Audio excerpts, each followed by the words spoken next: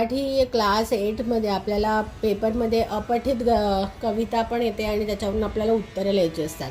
So हवं ते एकदा वाचून घ्यायचं, पण बऱ्याचशा मुलांना मराठी येतं त्याच्यामुळे वाचण्यात वेळ जातो. मग आपण उलटं टेक्निक बघूया. मग आता आपण बघणार आहोत माळराणी काय रुजणारे हा प्रश्न आहे. मग आपण रुजणार शब्द बघायचा आहे. इथे आलाय आपला रुजावे आणि बियाणे आहे त्याच्या पुढे. मग माळराणी काय रुजणार आहे याचा आन्सर असणार बियाणे. ओके, नेहमीच ही टेक्निक कामाला नाही येणार. कधी कधी काय होईल की डबल पण असू शकतं, पण इन जनरल ज्याला वाचायचं कंटाळ असेल त्याला हे पटकन सॉल्व करता येईल. निळ्या आभाळाखाली कशाचे गीत आहे. मग आता निळ्या आभाळ कुठे शब्द आहे आपल्याला बघायचं. निळ्या आभाळाच्या खाली प्रकाशाचे गीत. सो इथे आपला ऑप्शन येणार आहे प्रकाशाचे.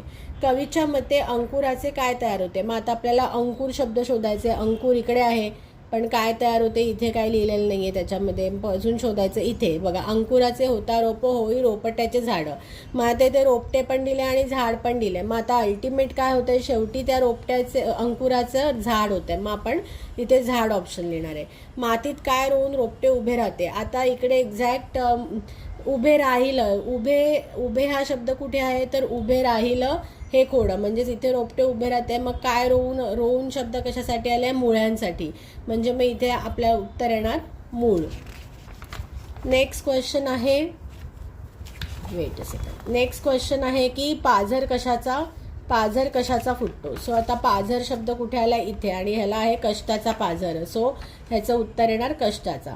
नेक्स्ट विचारले बियाणे कुठे रुजणार आहे. मग परत रुजावे बियाणे कुठे रुजणार आहे आपल्याला इथे कळतंय मारळ आणि खडकात. मग बियाणे मारळ आणि खडकात रुजणार आहे. बीजाला कोणत्या गोष्टी आवश्यक आहेत. मग आता आवश्यक असा डायरेक्ट शब्द नाही आलाय, पण आपल्याला इथे कळते बीजा हवी निगराणी.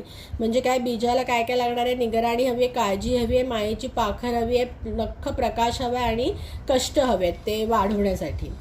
अंधारल्या रात्री कशाची सोबत असावी. मग आता अंधारल्या रात्री शब्द कुठे, अंधारल्या रात्री चंद्रकिरणांची साथ. असो चंद्रकिरणांची सोबत असावी. पवित्र या शब्दासाठी कवितेत आलेला समानार्थी शब्द. पवित्र ह्याच्यामध्ये तुम्ही जर वाचलं तर डायरेक्टली असा एक्झॅक्ट शब्द म्हणजे फक्त निर्मळच आलेला आहे. सो निर्मळ म्हणजे शुद्ध, पवित्र म्हणजे पण शुद्ध, म्हणून पवित्रला आपण निर्मळ लिहिणार आहोत. बीज अंकुर या कवितेचे कवी कोण आहेत हे तर डायरेक्ट सोपं आहे. खाली कवीचं नाव दिलं आहे ते लिहायचं आहे.